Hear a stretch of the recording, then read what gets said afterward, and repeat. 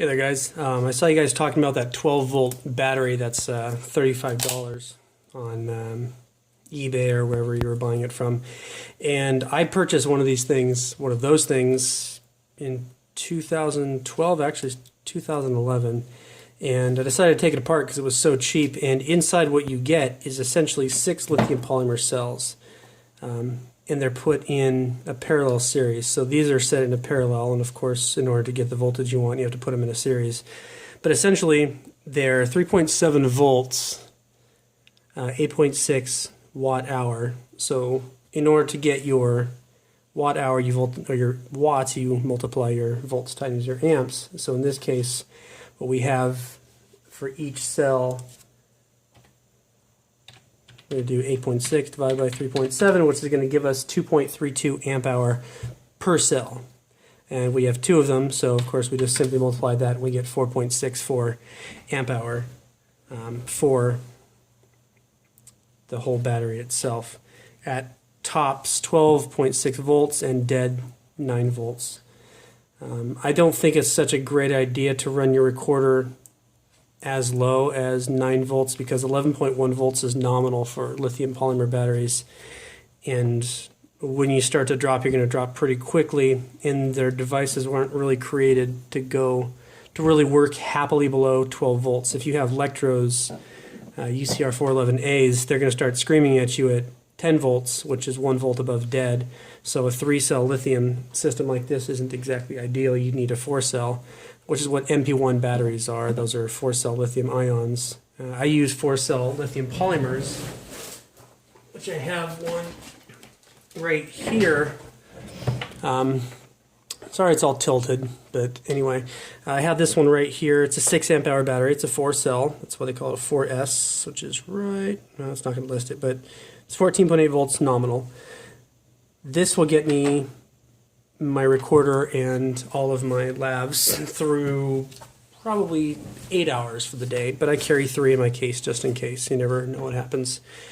And I got these on 3DR, the 3D Robotics, which is what 3DR stands for, website, when they're having a clearance, and I bought these for $10 a piece. You will not find this deal anywhere else. I guarantee you.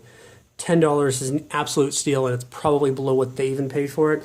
But the catch is one of the cells in this battery is dead. So I bought 4 of them when I did, so I have 3 of them that work beautifully.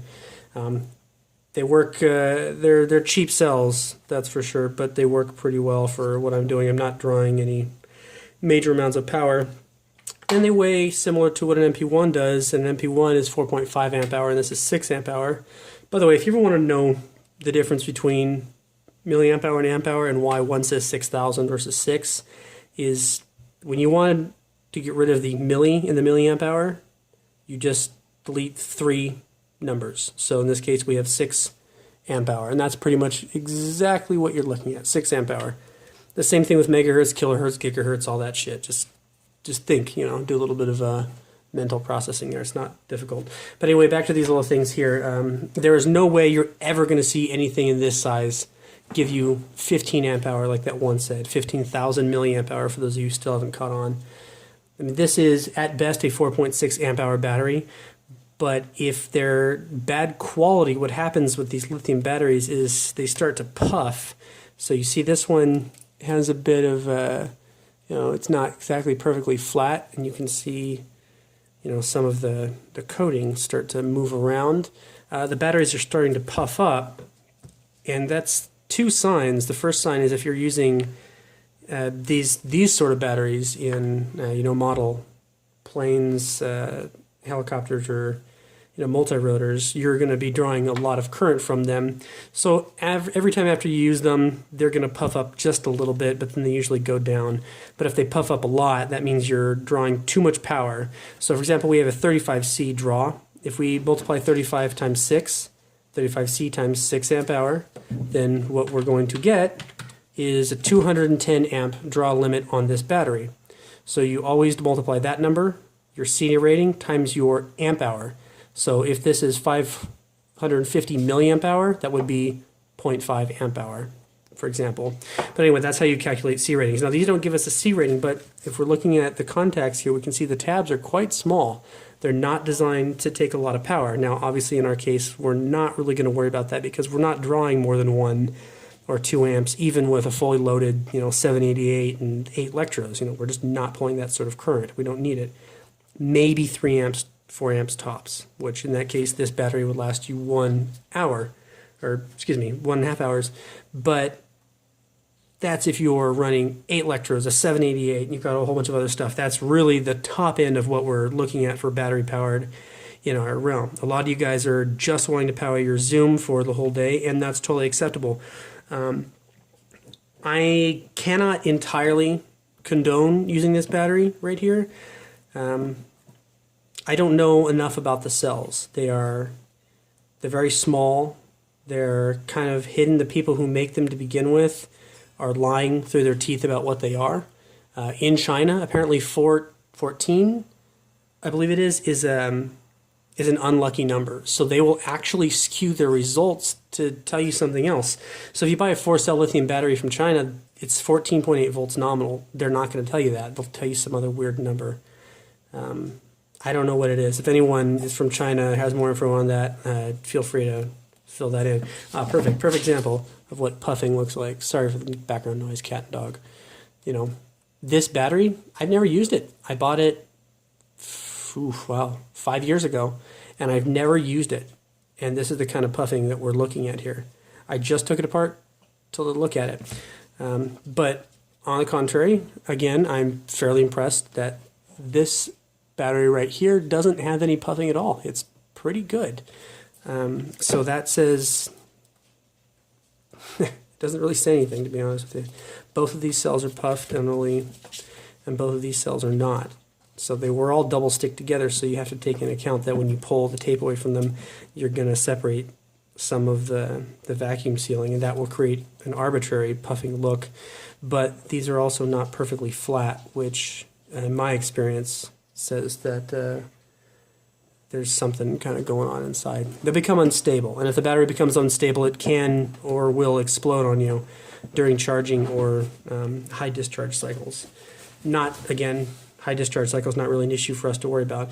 But the thing that this battery has is right on top there, inside that black case it comes with, is it has a controller board. So what the controller board does is it listens to every single one of these cells. So it says, okay, you're dead at 3 volts, you're fully charged at 4.2 volts. The lower the charge is, the more current we can give it because we're just trying to get it up, and then we're balancing the voltage up to 4.2 volts. You want 4.2 volts on every single cell, or within probably 4 to 5% range of the maximum charge, just because lithium is very picky. And when you discharge the batteries, they're all going to discharge at the same rate. And if you go down to 9 volts on these 2 cells, and 3 volts on these 2 cells, and this one comes down to 2.7, you risk damaging this cell. The lowest you want to go in a lithium battery is 2.7 volts, and even then, a lot of people will say you don't even go that far. And I agree, you should never go that far. 3 volts should be the absolute maximum you should go down before you start to destroy the cell. And when you start to go down too far, the cell becomes unstable and again can create issues with charging, even at low charging rates. Lithium is kind of, it's like, in my opinion, like nuclear power. When done right, it's fantastic, but by God, when you screw up, you're looking at some pretty nasty consequences. Because lithium is self-oxidizing, so if you puncture these pouches, you've probably seen a video online where people have punctured cell phone batteries. But when you puncture these pouches, one of the 2 things is going to set it on fire. The first one will simply be the moisture in the air. Lithium and hydrogen don't work well together. It's self-oxidizing, so you can throw lithium in water and it keeps burning. The other thing, too, is that when they puncture them, they're essentially shorting out the battery internally, so that creates a ton of heat, makes it explode. And they go pretty violently. They're pretty nasty batteries. They're a lot of fun to play with, though, if that's what you're trying to do. But that little charging circuit on top here allows you to put in, I think it was 12 volts or something like that. And it regulates the power to each one of these cells until they all come up to 4.2 volts, and it balances them off at that point. And that little green light or red light, whatever it is, comes on. I had that thing and I immediately chopped it up. I didn't trust it. And I'm still not sold on that charging unit. It's a bit on the cheap side. I've purchased some OEM PCBs that do just charging, and I've paid $30 for just a straight from China OEM PCB that will handle up to 10 amps per cell, which is a lot of power, and it's probably where the price point came from. But this is essentially, you know, what's inside these batteries. And if you want to look up the actual cells themselves, I don't know if you can read this, but it is C as in Charlie 510230. Nope. 51C 5102805227, I believe 38. And there's also another bit of barcode underneath there. Come on, there you go. Anyway, I believe these, I'm trying to touch the battery to make the phone focus. What an idiot. I believe these are the same cells that are going to be in your guys' setup. I wouldn't pull a lot of current off them, like I said. Maybe, you know, your Zoom might be okay with that, but when you start to get low voltages on those devices, especially when they say from 10 to 18 volts, which is where most of our stuff works at, it becomes unhappy at that range because there's a power regulator inside, and what it's doing is it's regulating the incoming voltage to an output voltage that the device likes. So for example, if that output voltage is 9 volts inside the recorder and you're giving it 10 volts, well, you have an efficiency loss between the input and the output voltage. So they usually say with buck converters, 1 volt. Don't try to get more than 1 volt between the two. So if I have 18 volts coming in and I want 17 volts, then once that 18 volts starts to drop, it's going to start dropping on the output voltage as well. But if you're trying to get 10 out of 18, then you have a long time before that battery comes down to 11 volts and you're going to start losing input or output voltage.